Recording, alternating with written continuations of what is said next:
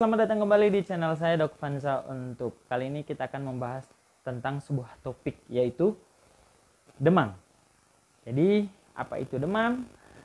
Apa yang bisa Anda lakukan ketika Anda demam di rumah? Saat-saat mana Anda membutuhkan pertolongan seorang dokter ketika Anda demam? Sebelum menonton video ini, jangan lupa untuk menekan tombol subscribe di bawah ya, bagi yang belum subscribe. Jangan lupa untuk menekan tombol like jika menyukainya, dan share juga ke teman-teman yang lain ya, biar teman-teman lain juga tahu. Demam itu merupakan peningkatan suhu badan di atas 37,2 derajat Celcius sampai 37,5 derajat Celcius, karena suhu tubuh normal manusia atau suhu tubuh normal kita adalah 36,5 sampai 37,5 derajat Celcius.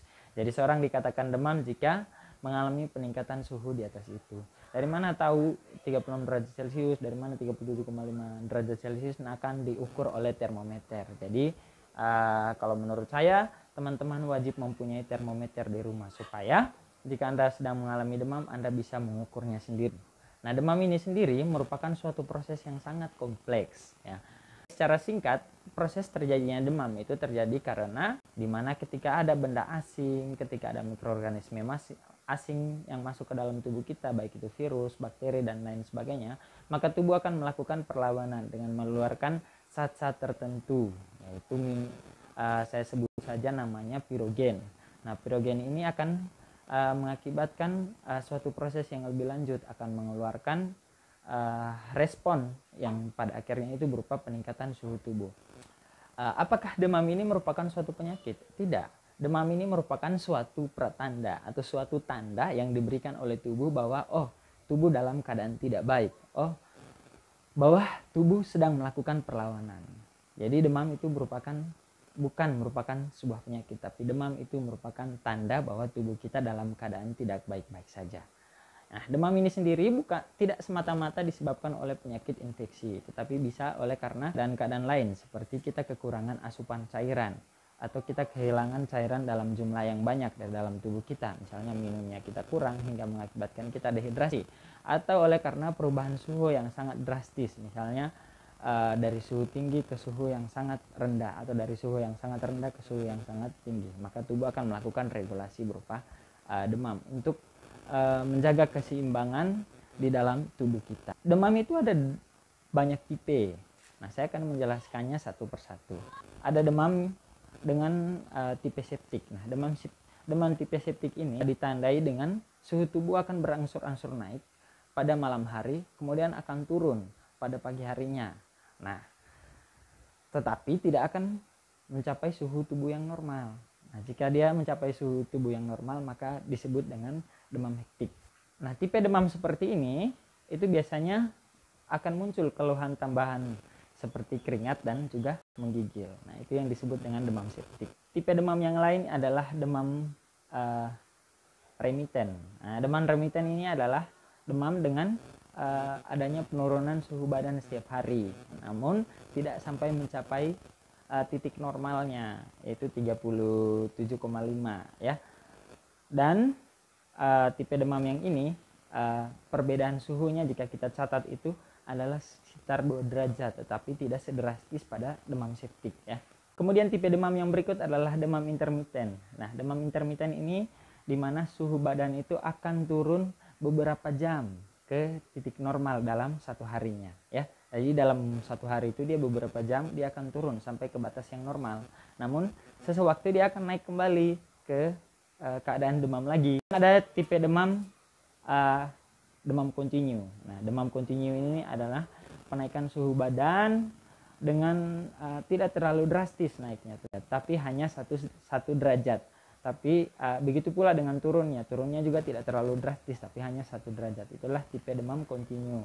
Dan ada namanya tipe demam siklik. Ya, tipe demam siklik ini di mana adanya kenaikan suhu badan yang tinggi, kemudian diikuti dengan periode bebas demam atau tidak demam sama sekali selama beberapa hari. Nah, kemudian suhu badan ini akan naik kembali pada hari berikutnya. Nah, seperti yang saya bilang sebelumnya, bahwa demam ini bukan merupakan suatu penyakit, tetapi demam ini merupakan suatu tanda bahwa tubuh kita sedang tidak dalam keadaan baik-baik saja. Demam ini sendiri itu biasanya itu terjadi oleh karena sebuah toksokemia atau karena sebuah keganasan. Nah, seperti yang saya bilang tadi, respon tubuh terhadap suatu keganasan di dalam tubuh kita, maka akan dapat bermanifestasi berupa demam ya. Kemudian adanya juga gangguan pada pusat pengatur suhu tubuh kita di otak ya, itu bisa menunjukkan gejala berupa demam. Nah, oleh karena itu pada keadaan wabah tertentu, misalnya pada kejadian luar biasa seperti saya ambil contoh DBD yang gejala salah satu gejalanya itu adalah demam, maka akan sangat diperhatikan. Teman-teman akan diperiksa secara teliti, mulai dari tanda-tanda perdarahan mungkin ya, tanda-tanda infeksi yang menunjukkan ke arah DBD-nya, maka teman-teman akan dirawat. Nah, jika teman-teman tidak menemukan adanya tanda yang khas, misalnya tanda-tanda infeksi, adanya luka, atau dari pemeriksaan paru-paru misalnya tidak ditemukan tanda-tanda infeksi di paru-paru, kemudian di perut, di kaki dan lain sebagainya tidak menunjukkan tanda-tanda infeksi, maka dokter akan menyarankan teman-teman untuk pulang ya. Kenapa? Karena 90% demam itu diakibatkan oleh karena penyakit yang self-limiting disease. Ambil contoh itu influenza. Ya, influenza itu masuk ke dalam salah satu contoh penyakit self-limiting disease atau penyakit yang dapat sembuh dengan sendirinya tanpa memerlukan pengobatan juga teman-teman dapat sembuh dengan sendirinya. Namun di saat teman-teman pulang biasanya dokter sarankan untuk melakukan istirahat di rumah, minum air putih yang banyak. Kemudian jika demamnya tidak berkurang, maka teman-teman disarankan untuk kembali ke rumah sakit. Kemudian teman-teman, apa yang bisa teman-teman lakukan di rumah jika teman-teman mengalami demam?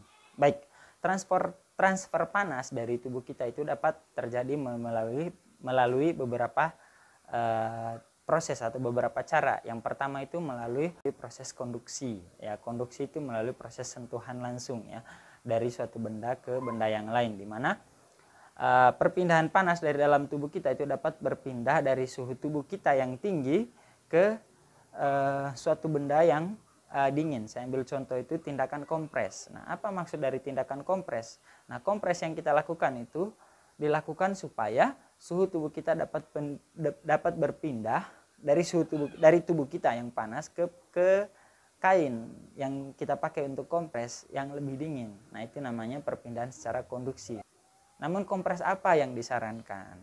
Nah, kompres yang disarankan itu bukan kompres dingin, bukan juga kompres panas, tetapi kompres sesuai dengan suhu ruangan atau pas-pas saja, tidak hangat juga, tidak dingin juga. Nah, itu adalah kompres yang disarankan. Kemudian perpindahan panas yang lain itu adalah melalui proses konduksi, kemudian proses radiasi dan lain sebagainya. Jadi kalau misalnya teman-teman demam, jadi biarkan udara di sekitar teman-teman itu dapat masuk dengan mudah. Kemudian jangan memakai jaket kalau panas, ya supaya memudahkan proses penguapan sehingga panas di dalam tubuh kita itu dapat menguap dengan cepat ya, bukan malah menyelimuti tubuh kita, malah membungkus tubuh kita. Nah, itu tidak akan menurunkan panas, malah itu akan menambah panas di dalam tubuh kita, kecuali jika di saat teman-teman merasa menggigil, baru boleh ya teman-teman ya. Kemudian dokter biasanya menyarankan untuk minum air putih yang banyak. Kenapa? Karena di saat seperti itu, keadaan seperti itu, tubuh kita itu membutuhkan waktu, membutuhkan keadaan yang baik supaya tubuh kita segera melakukan perbaikan di dalam tubuh oleh sistem pertahanan tubuh kita sendiri. Ya, kemudian dokter juga biasanya menyarankan kita untuk mengkonsumsi makanan-makanan yang bergizi seperti protein dan lain sebagainya. Hal itu dimaksudkan supaya membantu sel imun di dalam tubuh kita untuk segera melakukan perbaikan dan mempercepat proses untuk melawan si mikroorganisme atau benda asing yang masuk ke dalam tubuh kita tadi. Dan cara yang terakhir yang bisa Anda lakukan di rumah adalah dengan meminum obat penurun panas seperti paracetamol. Minumlah setiap 4 jam atau 3 kali 1 setelah makan. Kemudian pada anak biasanya demam terjadi itu karena asupan minumnya yang kurang banyak, misalnya ASI-nya yang kurang, maka berilah ASI yang cukup sesering-sering mungkin pada anak. Jadi kalau bisa pada anak itu pemberian ASI-nya 8 kali. Kemudian dokter juga sering menyarankan untuk minum yang banyak, minum air putih yang banyak. berapa jumlah asupan air putih yang dibutuhkan, yaitu 8 gelas per hari atau setara dengan 2 liter per hari. Hal itu dimaksudkan supaya membantu menurunkan suhu tubuh teman-teman. Selain itu juga supaya mencegah terjadinya dehidrasi akibat pengeluaran panas dari teman-teman. Berikut, saat mana Anda harus ke dokter jika Anda sedang panas? Jadi, jika suhu tubuh teman-teman itu terlalu tinggi, misalkan 40-41 derajat, itu Anda harus segera ke dokter. Yang kedua, jika suhu tubuh teman-teman itu selama istirahat di rumah tidak mengalami penurunan selama 3 hari berturut-turut atau tidak mengalami perbaikan setelah melakukan tips-tips yang saya berikan tadi, maka silahkan Anda ke dokter untuk mengecek lebih lanjut, misalnya periksa darah teman-teman, cek bendung untuk diketahui adanya tanda-tanda demam berdarah dan lain sebagainya, atau cek laboratorium untuk mengetahui keadaan-keadaan di dalam tubuh kita, apakah ada kelainan atau tidak, atau apakah ada infeksi yang sudah masuk ke dalam peredaran darah kita. Nah, kemudian jika teman-teman mengalami luka misalnya, dan lukanya bernanah, kebersihan lukanya tidak bagus, lalu Anda demam, maka di saat seperti itu Anda boleh ke dokter supaya perawatan luka dapat diberikan sesegera mungkin kepada teman-teman, karena kemungkinan besar demam yang terjadi pada teman-teman itu oleh karena infeksi pada lukanya itu. Atau misalnya keadaan demam yang disertai dengan adanya perdarahan gusi, kemudian adanya bintik-bintik perdarahan di sekitar lengan, kemudian adanya mimisan. Nah, bisa Anda segera ke dokter. Nah, kemungkinan tanda-tanda seperti itu mengarah ke sebuah infeksi yang disebabkan oleh karena virus atau parasit, misalnya demam berdarah dengue. Di saat Anda mengalami tanda seperti itu, maka Anda boleh segera ke dokter. Jadi saya rasa cukup sekian dulu video kita kali ini. Semoga dapat bermanfaat bagi teman-teman. Semoga teman-teman yang selama ini ke dokter dengan keluhan demam yang baru hari pertama, lalu teman-teman diminta untuk pulang, tidak berpikiran lagi bahwa kita sedang melakukan penelantaran terhadap pasien, tetapi ada alasannya, ada ilmunya, bahwa ada teorinya yang seperti itu, yang seperti yang saya jelaskan di video pertama tadi. Jadi sekali lagi, jika Anda demam, istirahat di rumah, minum air putih yang banyak, konsumsi makanan yang bergizi, minumlah susu. Kalau ada bayi yang sedang mengalami demam, beri dia ASI yang cukup dan minum yang cukup ya. Mudah-mudahan dengan tindakan seperti itu Anda bisa dengan mudah terbebas dari yang dinamakan demam. Akhir kata, terima kasih sudah menonton video ini. Semoga video ini bermanfaat bagi teman-teman ya. Jika teman-teman merasa video ini penting untuk diketahui oleh banyak orang, maka silakan menekan tombol share untuk membagikan video ini, dan tekan juga tombol like-nya. Baik, untuk teman-teman yang belum subscribe dulu ya. Subscribe dulu. Biar saya tetap semangat teman-teman untuk membuatkan video baru, informasi-informasi kesehatan yang penting bagi teman-teman, untuk teman-teman ketahui. Oke, see you next time. Stay terus di channel saya Dok Vansa untuk